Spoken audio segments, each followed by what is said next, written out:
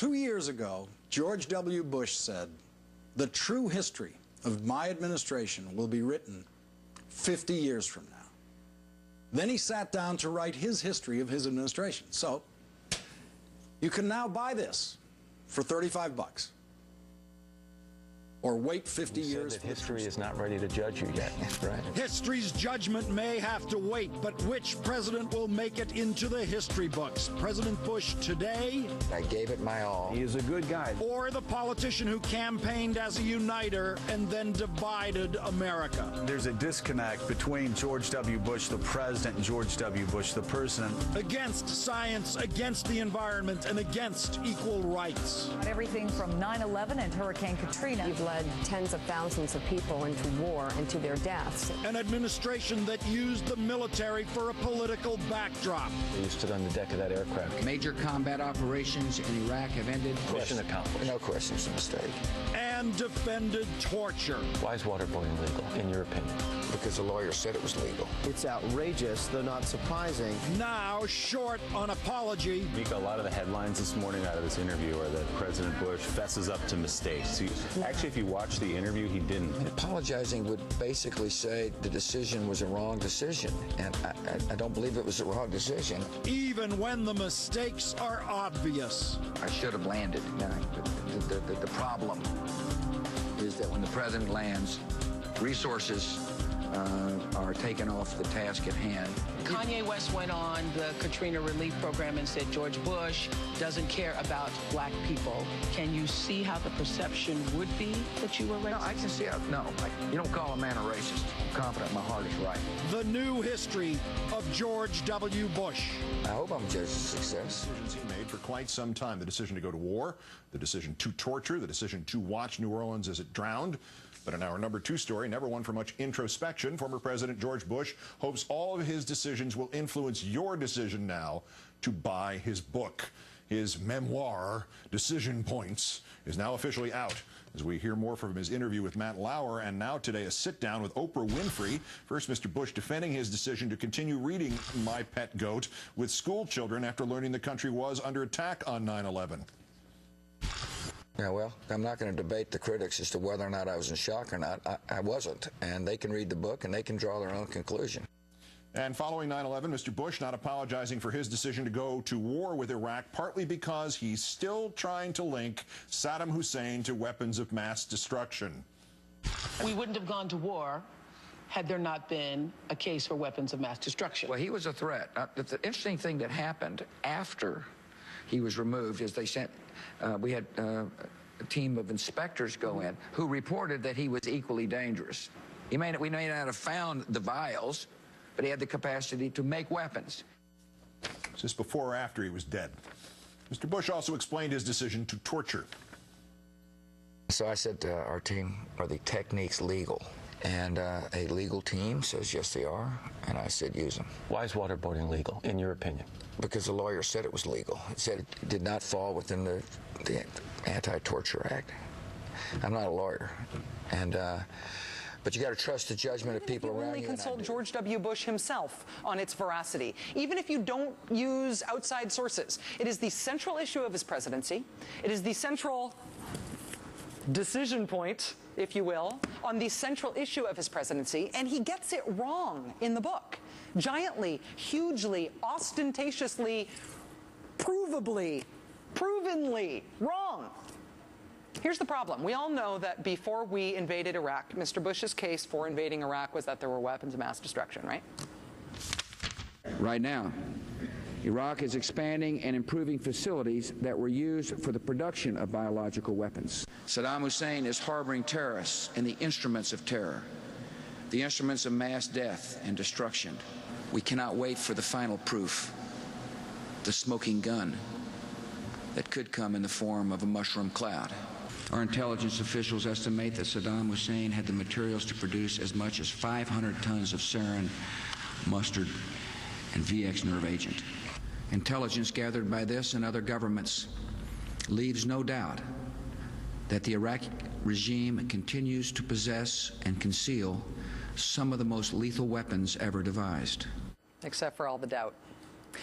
We also all know, including President Bush himself knowing, that when he assigned a study group to look for weapons of mass destruction after we invaded, the Iraq study group found nothing. If you're George W. Bush now, say, writing a book, you don't even have to go back and read the big, old, boring report of the Iraq study group. You can just read your own transcripts. We have not found stockpiles of weapons of mass destruction. We did not find these stockpiles. Those weapons of mass destruction got to be somewhere.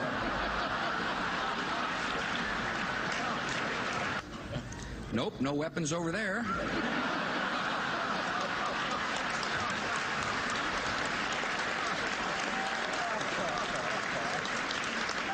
Maybe under here. Iraq did not have the weapons that our intelligence believed were there. Iraq did not have the weapons, and George W. Bush knew it and admitted it, and therefore changed the explanation for why we had to go to war. George W. Bush, in his own recent history, in just the last few years, admitted that weapons of mass destruction were not why we went to Iraq.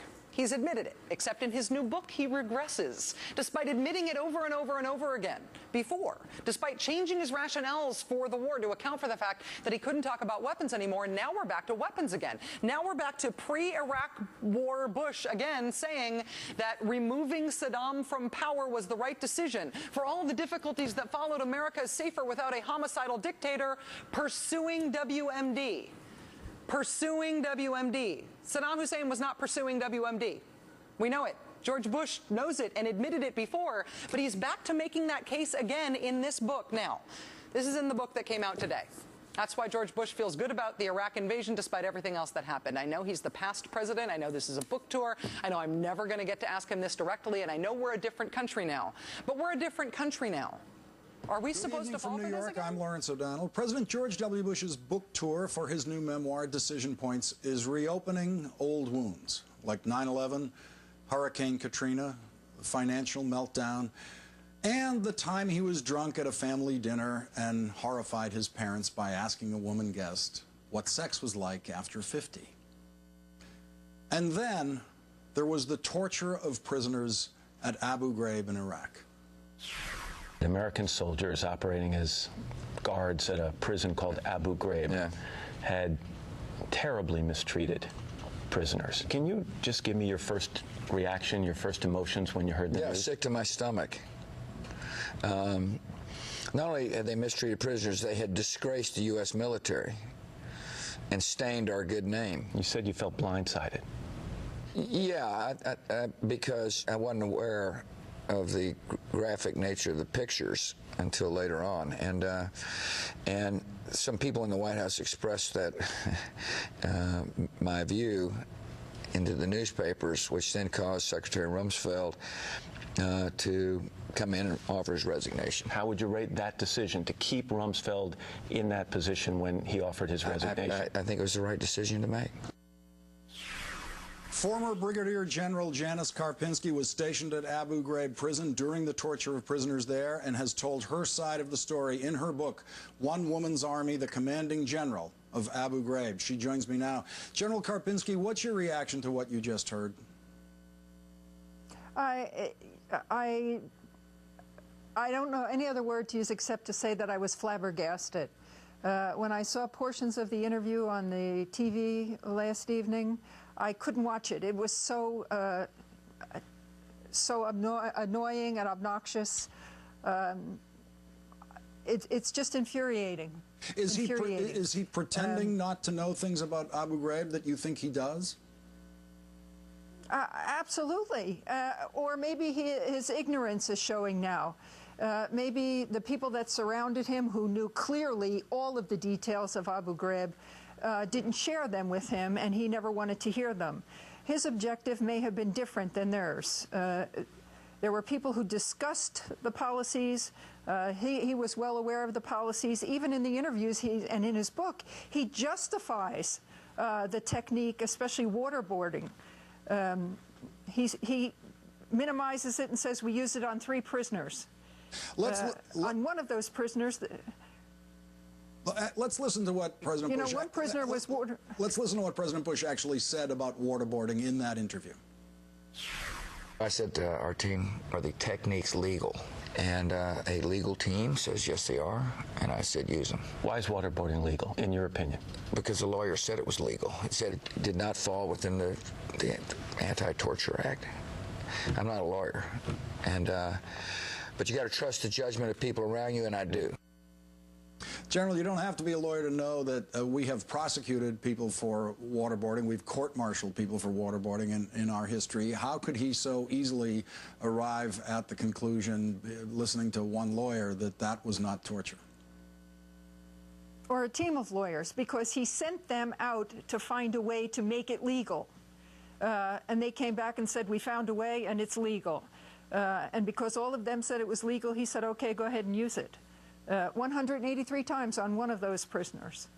And there's no connection between what he authorized, what his lawyer said was legal, and what happened at Abu Ghraib. That those same techniques could not possibly have migrated to Abu Ghraib from what his policies and what he identified as legal activities. No possible connection. This is so terribly wrong. Is it your sense that what was going on at Abu Ghraib was an acting out of a spirit about this that came down from the White House, from the top down?